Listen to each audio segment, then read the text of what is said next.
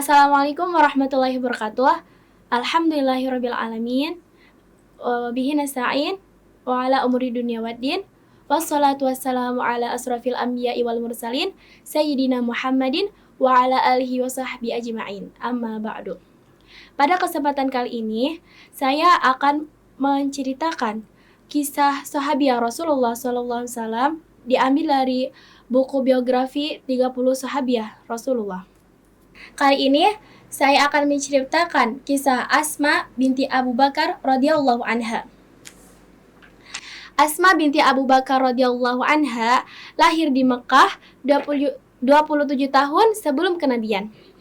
Ayahnya adalah seorang sahabat Nabi yang dijamin masuk surga, yakni Abu Bakar As-Siddiq radhiyallahu anha. Saudaranya adalah Ummul Mukminin radhiyallahu anha. Kakek dari jalur ayahnya adalah Abu Quhafah dan nenek dari jalur ayahnya adalah Ummu Khair Sulma bin Syahr. Mereka semua adalah orang yang sudah masuk Islam dan menjadi pendamping Rasulullah SAW.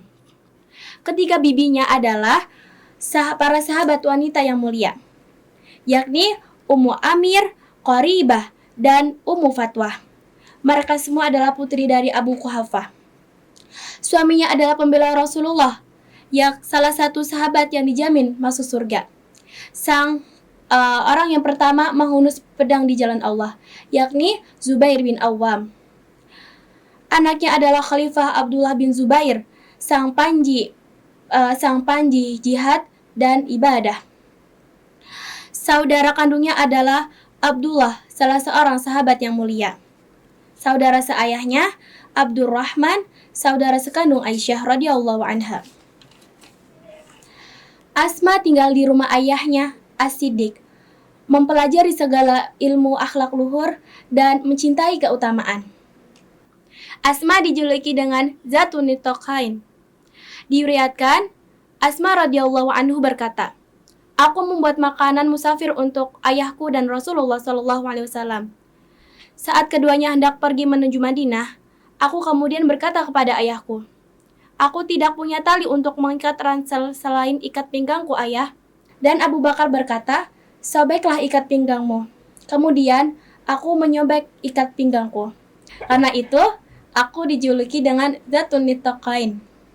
Asma radhiyallahu anha menjaga rahasia Rasulullah SAW agar tidak membocorkannya kepada kaum musyrikin, meski beliau harus menghadapi ujian-ujian yang berat.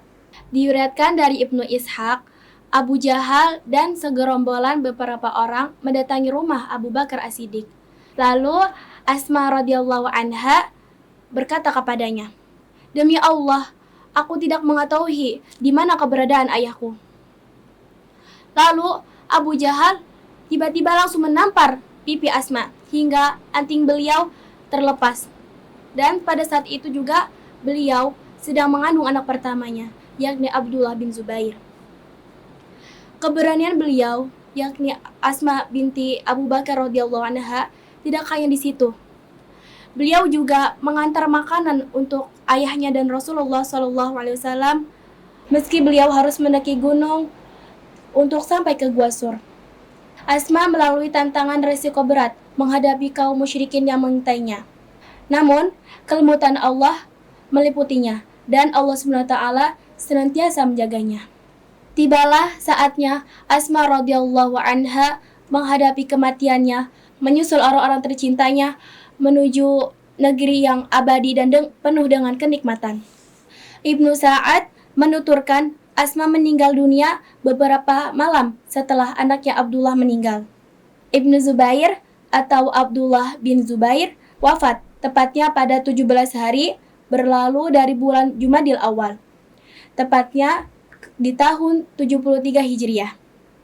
Seperti itulah kisah sang Zatun Nitaqain yang menorehkan sejarah cahayanya dalam sejarah Islam. Dari kisah hidupnya yang mulia, kita dapat meneladani sifat mulia beliau, yakni keteguhan dan kesabaran beliau yang menghadapi kaum musyrikin, dan beliau senantiasa menjaga tali silaturahminya kepada ibunya yang masih belum masuk Islam. Mungkin ini saja kisah dari Asma binti Abu Bakar As-Siddiq radhiyallahu anha. Jangan lupa saksikan kisah sahabiah selanjutnya yang pastinya tidak kalah menarik dan inspiratif. Sekian dari saya. Wassalamualaikum warahmatullahi wabarakatuh.